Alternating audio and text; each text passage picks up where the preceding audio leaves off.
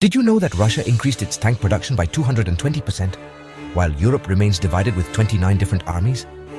This is the alarming reality facing the European continent today. While Vladimir Putin mobilizes 700,000 troops in Ukraine, Macron is proposing something revolutionary, using the French nuclear arsenal as a shield for all of Europe. Is this the last chance for European autonomy, or simply a political fantasy? The crisis in Ukraine has exposed an uncomfortable truth. Europe cannot defend itself. For decades, the continent has depended on American military protection, with NATO acting more like an extension of Washington than a balanced alliance. This dependence has never been more evident than now, as the Russian threat intensifies, and a possible return of Trump to the White House raises doubts about the American commitment to European security. Let's think for a moment. While Europe debated sanctions, Putin carried out the biggest military modernization in recent history. The gap between both militaries is growing by leaps and bounds. Will it be too late for Europe to react? What few people are talking about is that Russia has invested massively in its military industry since 2014, turning over 30% of its economy to military production. In just 2 years, they've doubled missile production, quintupled drone production, and multiplied artillery ammunition production sixfold. Meanwhile, European stockpiles are being emptied trying to support Ukraine. The picture is even more alarming when we look at the actual numbers. Europe has barely 2,000 operational tanks compared to Russia's more than 13,000. In artillery, Russia outnumbers Europe 5 to 1. And most worryingly, if a large-scale conflict were to break out tomorrow, Europe would only have enough ammunition to last between 2 and 4 weeks. The European military industry has atrophied after decades of peace. A revealing detail: while Russia produces 3 million artillery shells a year, all of Europe barely reaches 300,000. This 10-to-1 disproportion is the result of decades of dismantling weapons factories and redirecting investments to other sectors. But that's not all. The real European catastrophe lies in its logistical fragmentation. Imagine trying to defend a continent where every country has incompatible systems. Europe uses 17 different types of battle tanks, compared to one main Russian model, 20 different models of fighter jets, and 26 different artillery systems. This logistical chaos makes it impossible to share ammunition, spare parts, or train personnel in a unified way. The situation with ground troops is not encouraging either. European armies total a theoretical 1.3 million soldiers, but only 130,000 are actually ready for immediate deployment. Compare this to the Russian army, which can mobilize more than 1 million troops in a matter of weeks. Perhaps the most illustrative example is Germany, the largest European economy. Its army, once the most feared in Europe, today can barely equip a full brigade. The state of their helicopters and submarines is so deplorable that less than 30% are operational. During a NATO exercise in 2022, German soldiers had to use sticks painted black to simulate machine guns due to lack of equipment. In the Baltics, the situation is even more critical. Estonia, Latvia, and Lithuania, on the front line against Russia, could only resist for between 48 and 72 hours without external help according to NATO simulations. Their defense depends entirely on the arrival of reinforcements that, with the current European infrastructure, would take weeks to deploy. And while Europe is in this precarious situation, Russia has modernized 80% of its nuclear arsenal, developed hypersonic missiles impossible to intercept, and perfected its hybrid warfare techniques combining cyber attacks, disinformation, and covert operations. If you're enjoying the video, don't forget to like and subscribe to the channel so you don't miss more videos. Let's continue. Faced with this Russian nuclear threat, a European leader has proposed something that seemed unthinkable: extending the French nuclear umbrella over the entire continent. Emmanuel Macron isn't just talking the talk. His proposal represents a radical shift in the European security landscape. Could France's nuclear arsenal, with its 290 warheads, truly become the last line of defense for all of Europe? What makes this proposal so extraordinary is that it breaks a taboo that has existed for decades. France has always kept its nuclear force a strictly national matter. Now, Macron is opening the door to a strategic debate about how this power could protect the whole continent from Russian threats. His words have been clear. Europe's future must not be decided in either Washington or Moscow.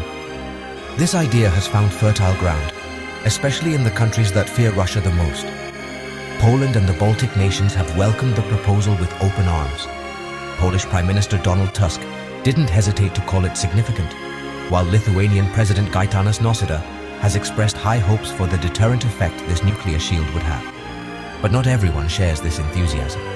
As expected, the Kremlin has reacted harshly. Putin's spokesman, Dmitry Peskov, has dismissed the idea as extremely confrontational, accusing France of being more focused on war than peace. This quick and severe reaction suggests that Macron's proposal has touched a nerve in Moscow. The most interesting thing is that this idea goes far beyond sharing nuclear weapons. Macron is proposing a complete reorganization of European security to face a future where they cannot count on the United States. He has proposed increasing EU defense spending to 3 to 3.5% of GDP. Do you know how much that is? An initial investment of approximately 200 billion euros, a figure that shows the seriousness of his proposal. And it doesn't stop there. Macron has also opened the door to another revolutionary idea: the deployment of European troops to Ukraine after a peace agreement is reached. These forces would not be on the front lines initially, but their mission would be to ensure that any peace agreement is respected. It is a proposal that completely changes the role that Europe has played in the conflict so far. What makes this plan so relevant is that it is gaining traction beyond France. In Germany, several political leaders have expressed their support for the idea of sharing nuclear power, although current Chancellor Olaf Scholz has some reservations about abandoning NATO's existing nuclear deterrence framework. This proposal from Macron comes at a critical time. With the war in Ukraine in its third year, and the possibility of a change of government in the United States, Europe urgently needs to rethink its defense strategy. It can no longer act as if nothing has changed since the Cold War. The price of autonomy. Can Europe afford it? Strategic autonomy comes at a price, and it's not exactly cheap. As Europe ponders its military future, the million-dollar question arises. How much does it really cost to break free from American dependence? The European Commission has already put a number on this dream of independence with its ambitious Rearm Europe plan, which proposes mobilizing a whopping 800 billion euros to strengthen the continent's defense. A figure that, let's face it, makes your head spin a little when you hear it. Can you imagine what this economic effort means? According to analysis from the Kiel Institute for the World Economy, Europe would need to increase its military spending by 250 billion euros each year. This means going from the current 1.9% of GDP to a solid 3.5% dedicated exclusively to defense. And we're not talking about a one-time effort, but about maintaining this level of investment for at least 5 consecutive years. This economic commitment is especially challenging, considering that the continent is dragging a public debt that oscillates between 81% and 88% of GDP. To give you a clearer idea, we are talking about an increase 12 times greater than what it would cost to simply replace American military aid to Ukraine, which would represent only an additional 0.12% of European GDP.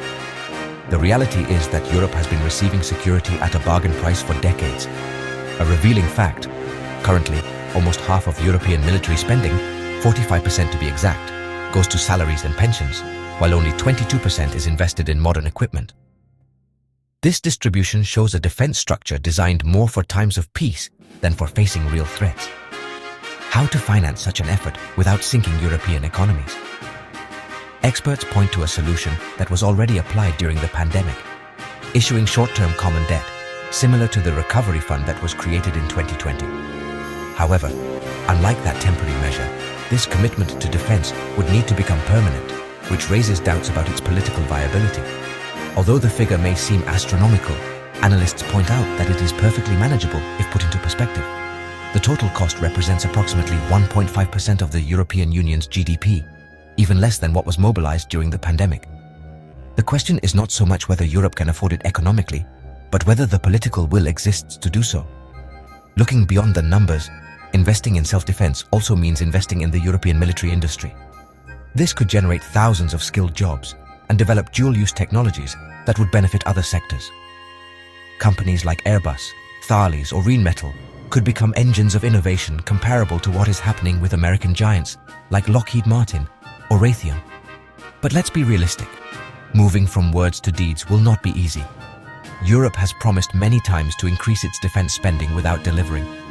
After the annexation of Crimea in 2014, most European countries pledged to reach 2% of GDP in military spending by 2024, a target that many still fail to meet 10 years later.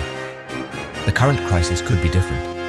With Russian tanks less than 300 kilometers from EU borders and uncertainty about the US commitment, Europe is beginning to understand that the security it has enjoyed for decades is neither free nor guaranteed. The question is not whether it can afford to spend more on defense, but whether it can afford not to. If you are enjoying the video, don't forget to like and subscribe to the channel so you don't miss more videos. Let's continue. Deadly obstacles, bureaucracy, fragmentation, and political will. Beyond the money, there's a silent enemy that could ruin all of Europe's defense efforts. While leaders talk about budgets and military power, the truth is, Europe faces bureaucratic and technical roadblocks that are just as dangerous to their safety as any outside threat. Can you imagine a simple military train not being able to cross borders within the European Union without weeks of paperwork? Well, that's the reality today. The case of the Baltic railways shows this technical mess perfectly. Estonia, Latvia, and Lithuania use a Russian track width of 1520 millimeters, totally different from the European standard of 1435 millimeters. This means these EU and NATO members are better connected by train to Moscow than to Warsaw or Berlin. An unthinkable situation that makes any quick military response in this border region really hard. The Rail Baltica project is trying to fix this by building 870 kilometers of European-width tracks to connect the Baltic capitals with Poland. But like many European projects, this one, which is super important for the defense of the Baltic countries, is facing big cost overruns and delays, with a finish date pushed back to 2030. By then, will it still matter, or will it be too late? European bureaucracy also becomes a big problem when we talk about moving the military. Military convoys that need to cross borders within the European Union face a ton of paperwork and permits. What should be a quick and coordinated movement turns into a paperwork nightmare, where delays can last for days or even weeks. Imagine this happening during a security crisis when every hour counts. The European Court of Auditors found a 5.6% error rate in the EU budget, meaning a big chunk of the payments they checked had problems. This financial mess especially hurts the cohesion funds, which are supposed to pay for a lot of the important infrastructure for common defense. Political disagreements are another huge roadblock. Countries like Hungary and Slovakia have repeatedly blocked sanctions against Russia, showing that the lack of political unity within the EU can weaken any united defense strategy. How can you build a militarily independent Europe when there's not even agreement on who is a threat? The European administrative maze is crazy, with over 500 programs that overlap. This bureaucratic mess makes things inefficient everywhere, while needed changes get stuck because of clashing national interests. The EU has been promising to improve military mobility since 2017, but problems with logistics still exist. Infrastructure bottlenecks and different rules between member countries make it really hard to deploy troops effectively. Bridges that can't handle the weight of modern tanks, tunnels that are too narrow for military transports, and back roads that can't handle heavy convoys are just a few examples of these problems. If Europe wants to achieve the strategic independence it wants so badly, it needs to do more than just spend more on military equipment. It also needs to get rid of the bureaucracy that's stopping it from using its existing resources well. It needs to standardize its critical infrastructure, and most importantly, develop a real culture of cooperation that overcomes national divisions and self-interest. Europe is at a critical turning point. It's not just about rearming, but about reinventing ourselves for a world where threats don't wait for bureaucracy to find solutions. If we want to survive in this new geopolitical landscape, we need quick and decisive action. What's at stake goes beyond security. It's our way of life, our autonomy, and our future as a relevant continent. The road ahead won't be easy, but the alternative is even more frightening. Becoming a museum of history, while others decide our fate. The question isn't whether we can afford this radical change, but whether we can afford not to. The clock is ticking, and each day of indecision brings us closer to the edge. Will Europe wake up in time? If you're enjoying the video, don't forget to like and subscribe to the channel so you don't miss more videos.